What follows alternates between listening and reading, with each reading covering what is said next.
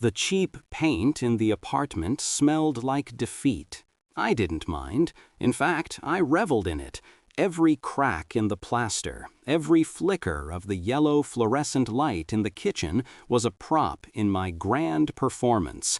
This was the final test, my masterpiece, and Eliza, my beautiful, perfect Eliza, was playing her part flawlessly.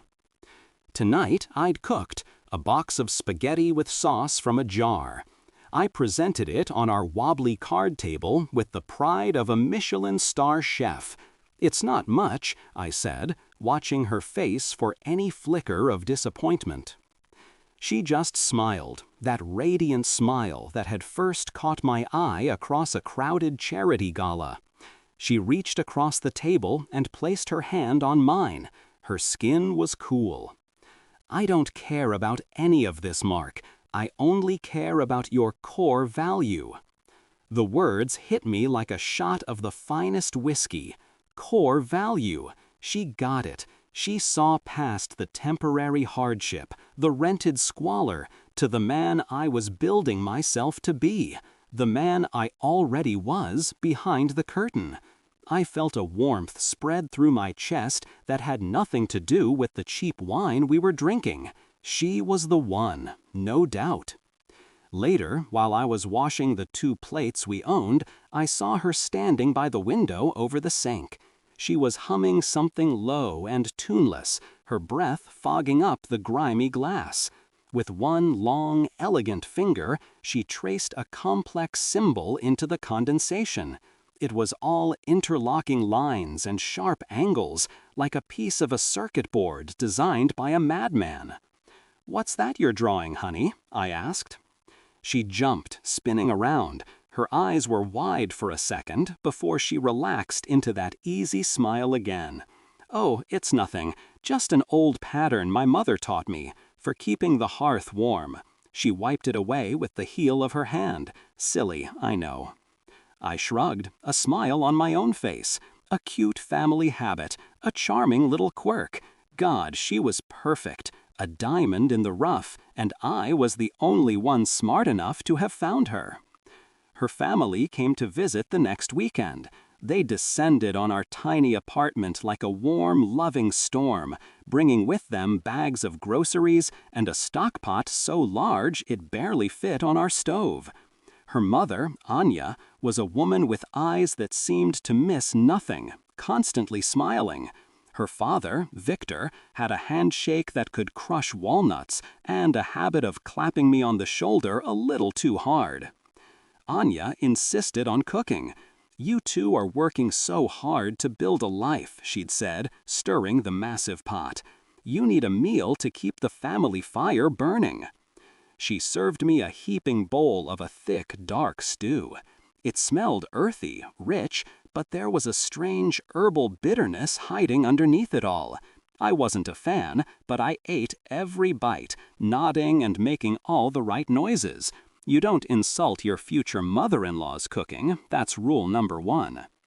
A strange heaviness began to settle behind my eyes. The conversation around me, lively and full of laughter, started to sound like it was coming from the other end of a long tunnel.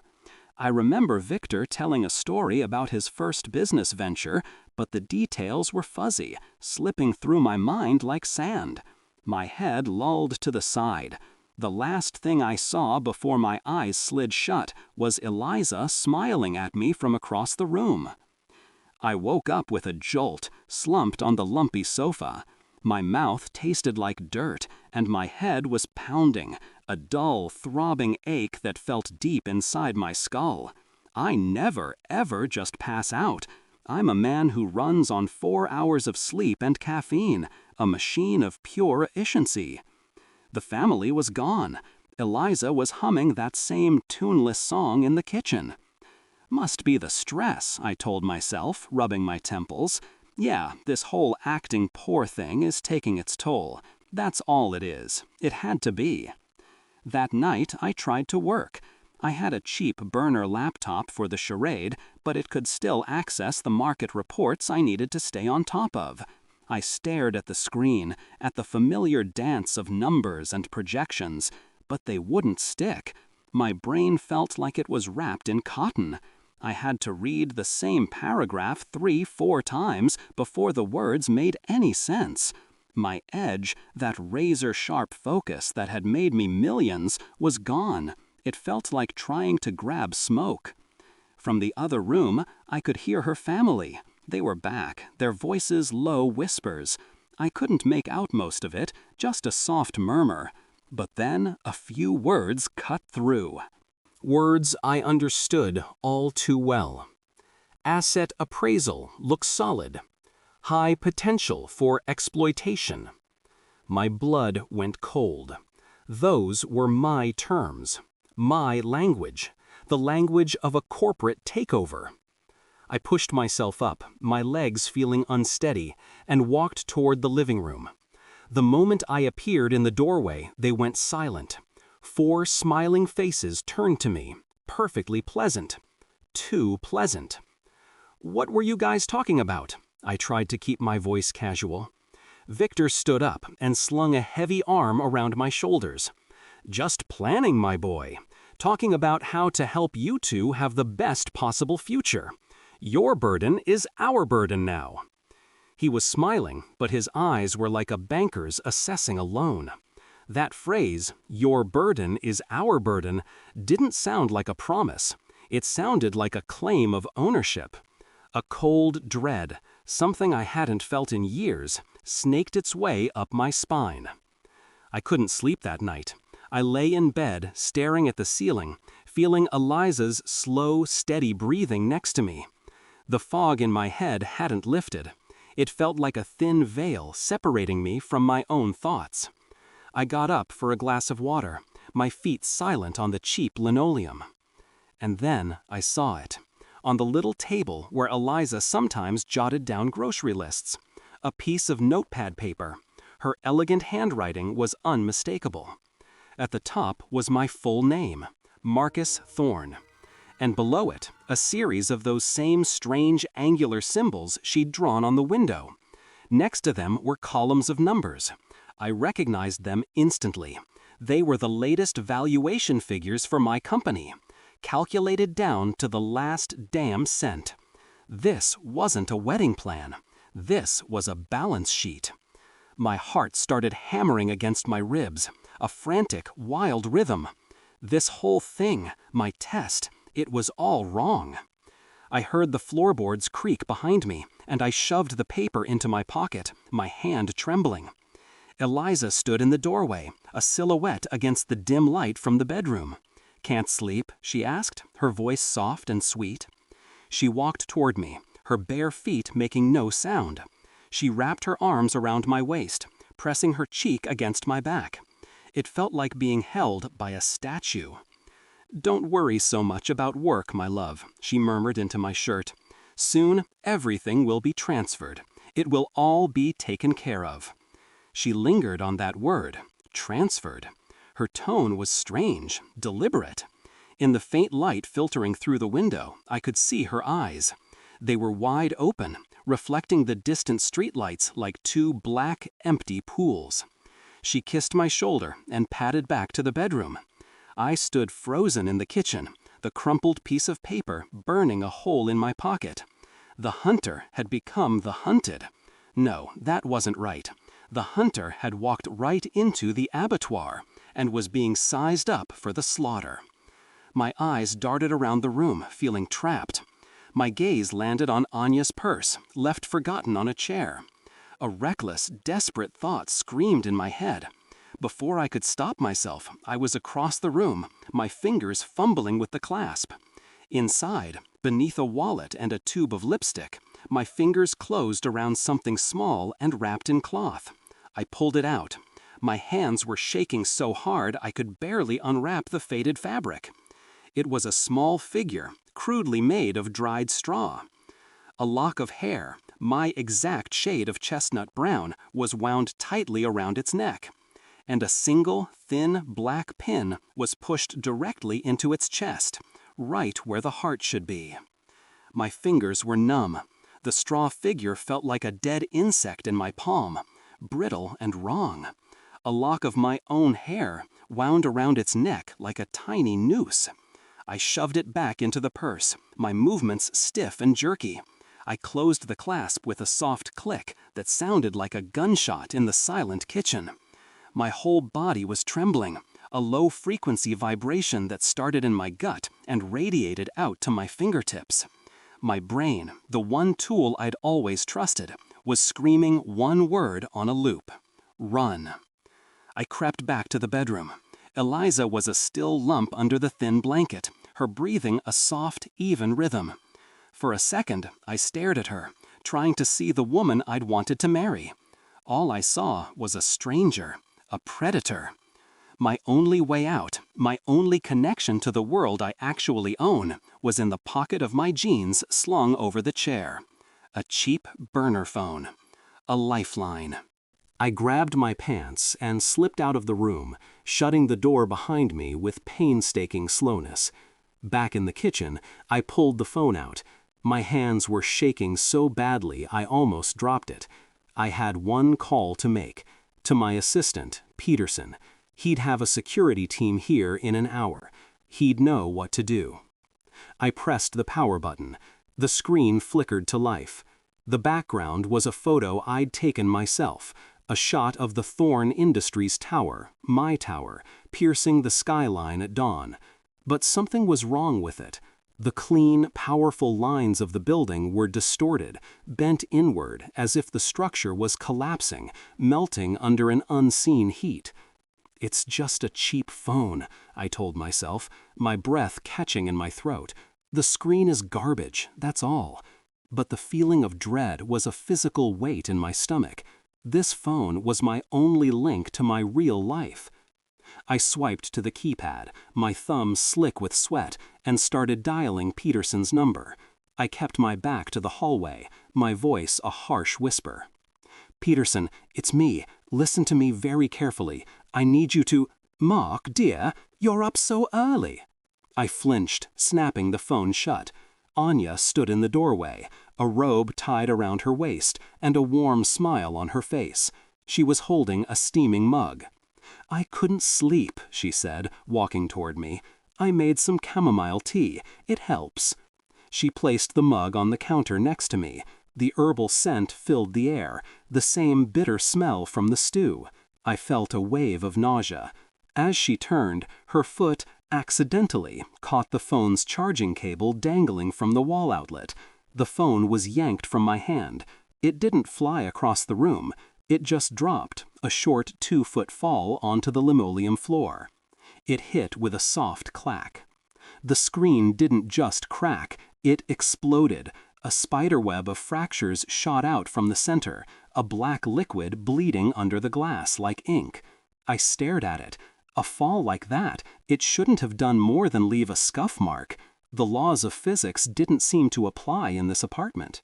"Oh my goodness," Anya gasped, her hands flying to her mouth. Her eyes were wide with what looked like genuine shock. "Mark, I am so sorry. How clumsy of me. Don't you worry, I'll buy you a new one first thing in the morning." I looked from the shattered phone to her face, searching for a flicker of malice, a hint of a lie. There was nothing, just the concerned face of a future mother-in-law. "It's okay," I managed to say, my voice tight. It was an old phone anyway. It was an accident, a part of my brain insisted, just a terrible, unlucky accident. But another, louder part was screaming. The timing was too perfect, too clean. She patted my arm. "You get some rest. We have a big day of planning tomorrow." She left the kitchen, leaving me alone with the scent of chamomile and the corpse of my only lifeline.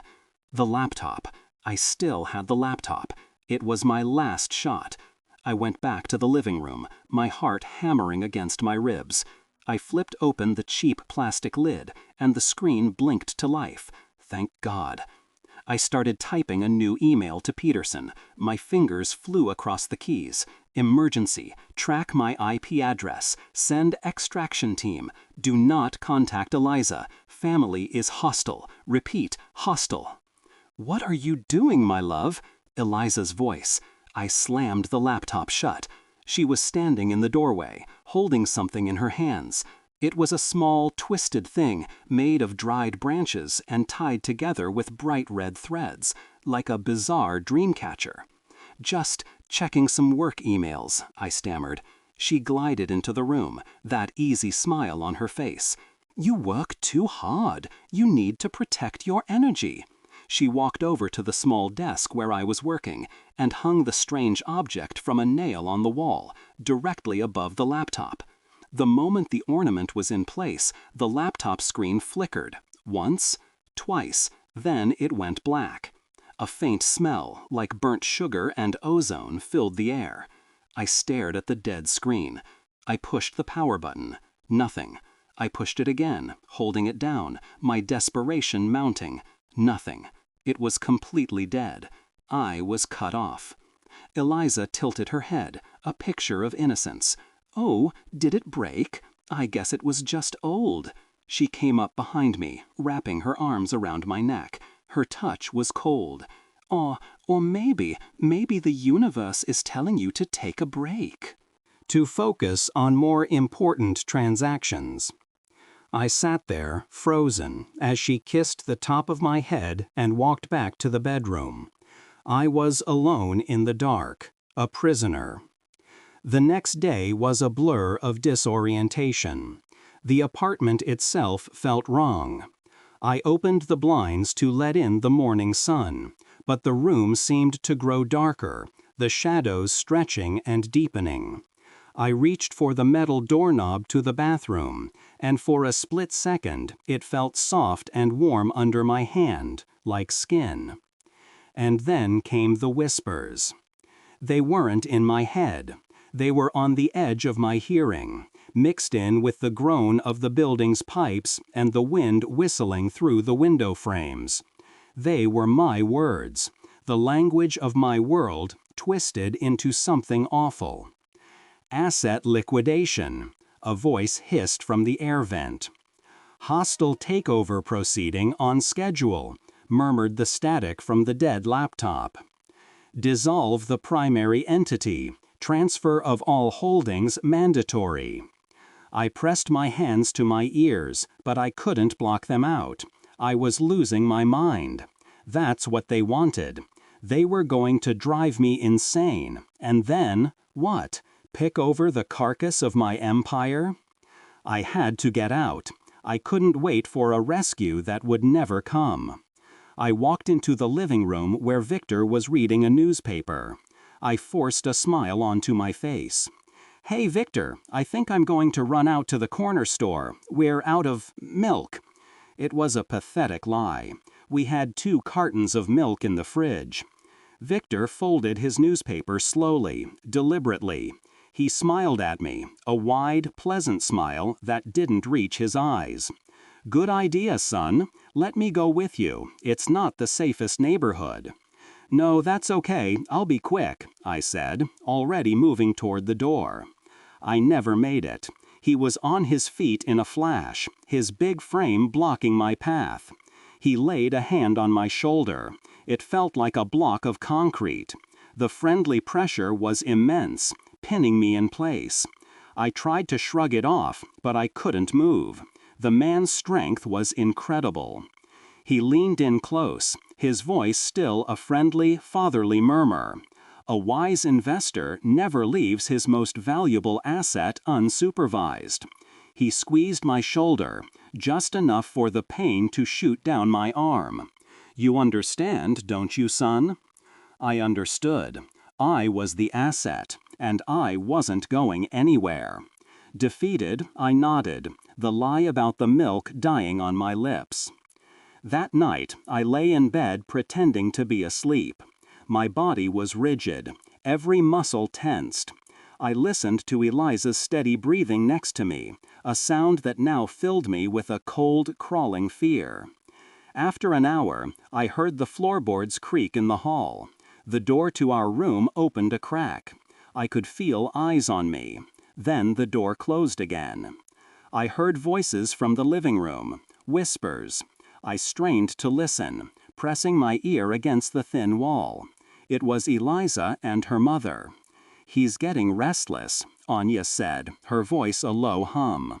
"The phone, the laptop, he knows he's boxed in."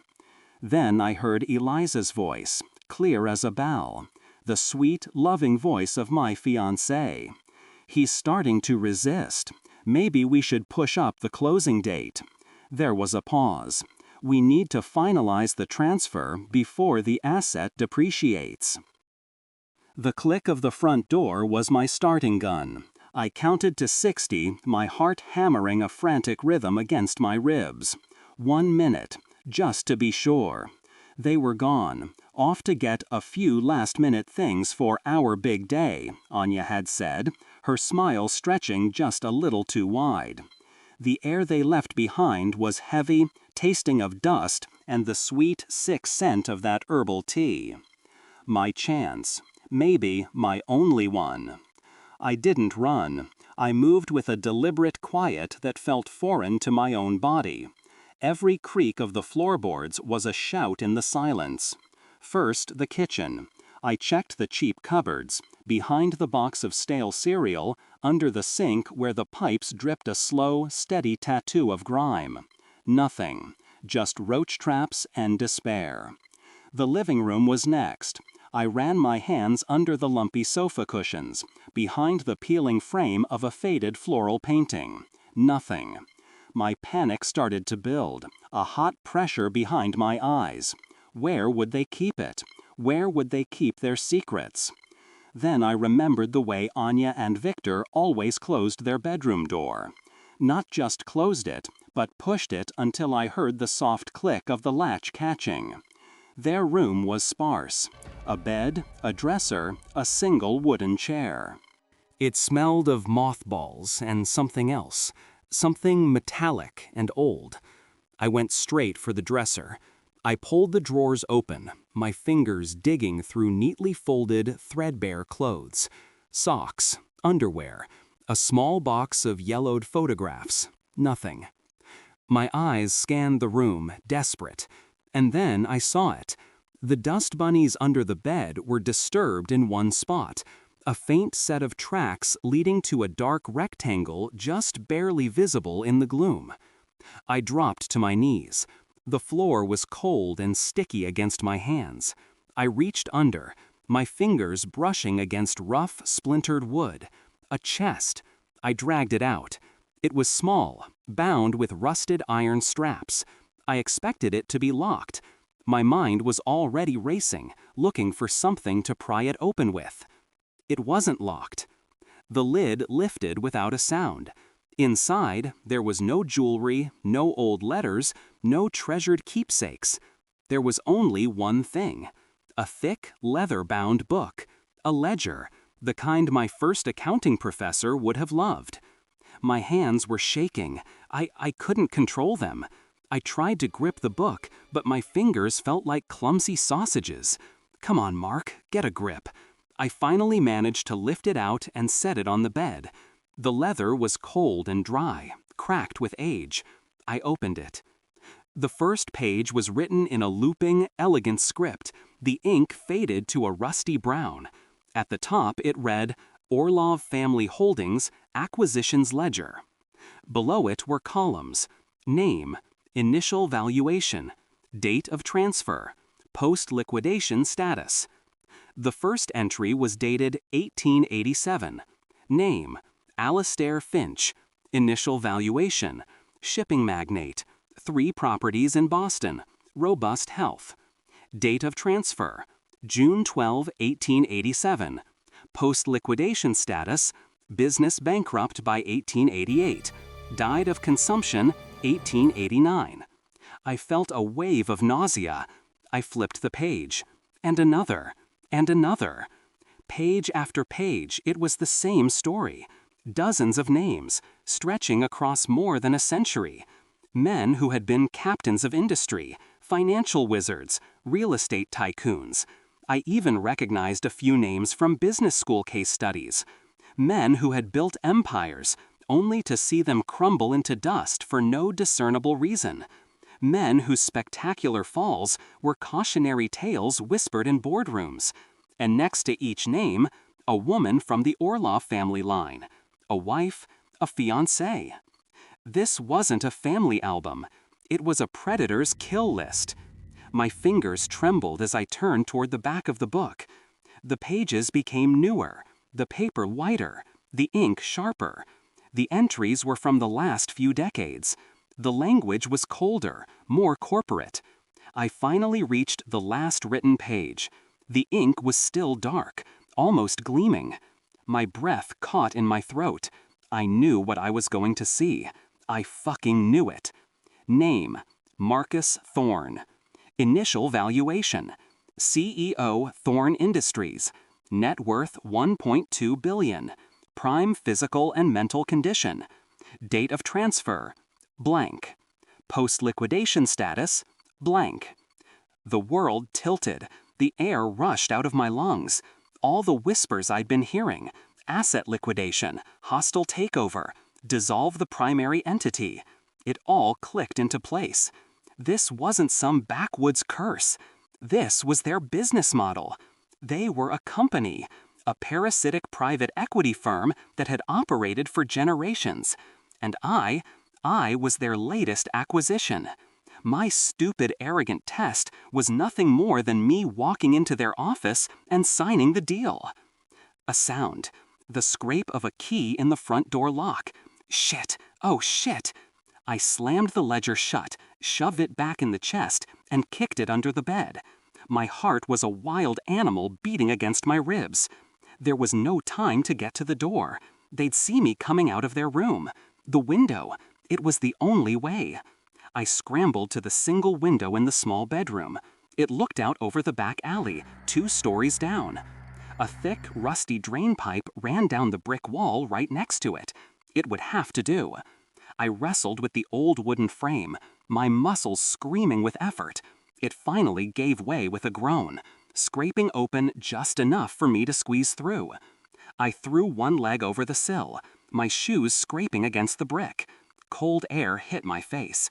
I looked down, trying to map my route. But the alley wasn't there. I blinked. My mind refused to process what I was seeing. Below me wasn't a grimy, trash-strewn alley. It was a boardroom. My boardroom. The long, polished mahogany table gleamed under recessed lighting.